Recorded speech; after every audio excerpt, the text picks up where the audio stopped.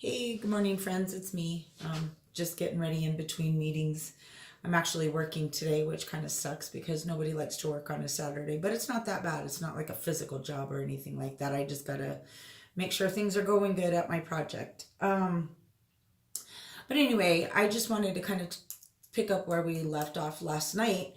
And I really feel like I want to get this off my chest and kind of share a little bit with you guys about why I felt like I hadn't followed after my dreams all these years. And I think there's very specific reasons. I feel like when you make a mistake in your life, sometimes you allow that mistake to keep you down. Maybe not all the way to the where you're laying on the ground in a fetal position crying and wishing you hadn't done it, but something that you carry around with you that's a heavy weight on your shoulders. And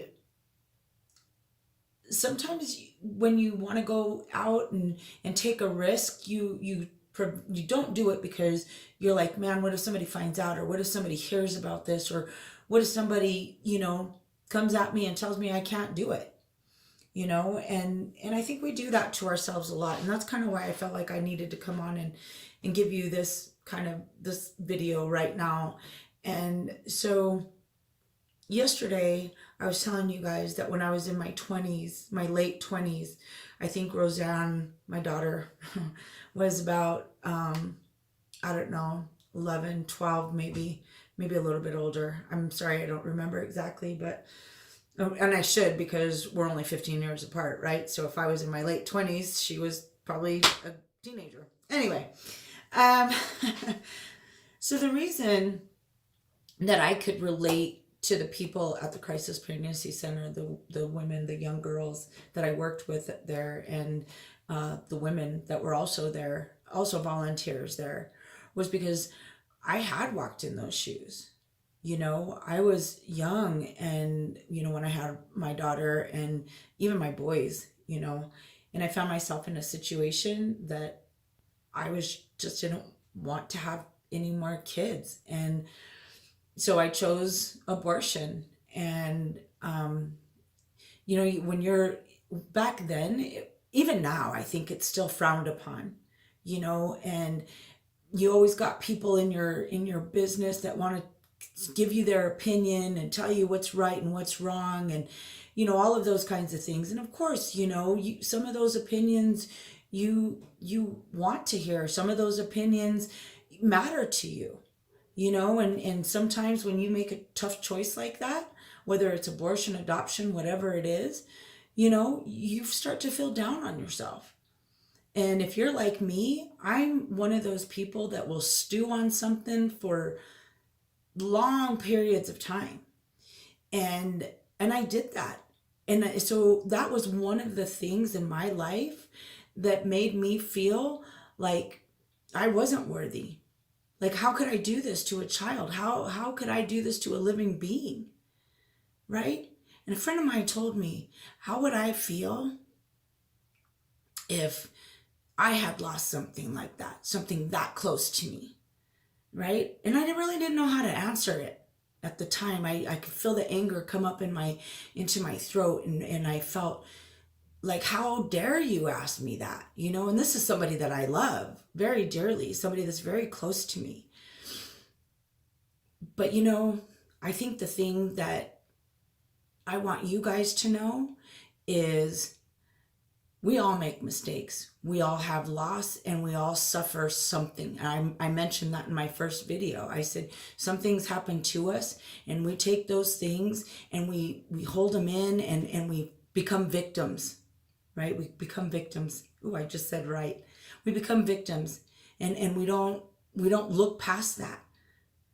But what I did is I took that as an opportunity, my sadness, my self-doubt, my anger towards me, the anger towards other people that I felt like had done this to me, right?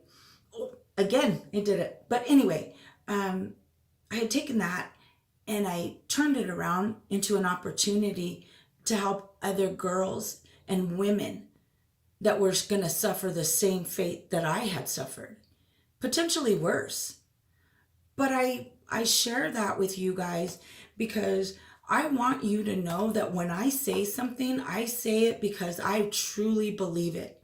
I truly believe that no matter what happens to us, no matter how far down we fall, no matter how big a mistake we make, we can always turn it into an opportunity. So I say that to say to you, don't be a victim. Don't allow yourself to beat yourself up to the point where you can't get up off the ground. And it doesn't matter if you fall. I always used to tell my kids this.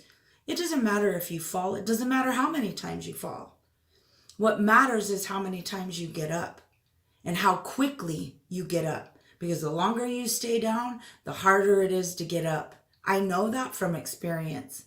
So I share that with you to encourage you guys today to, no matter what's going on in your life, get up, get out of bed, get yourself ready, and find your opportunity. I posted earlier and I said, find one thing that you want to accomplish today and accomplish it. Knock that right out of the park. Mine was to get 10,000 steps before 7 a.m. And a friend of mine held me accountable to that, and we did it. And it was a beautiful morning. I am so glad I got up and did it. But anyway, I just felt like I needed to share that with you guys. I hope you don't think any less of me.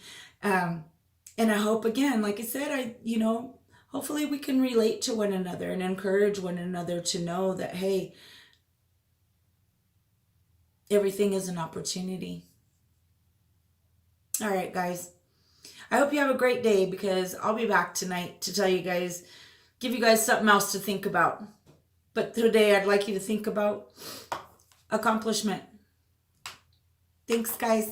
Have a great day.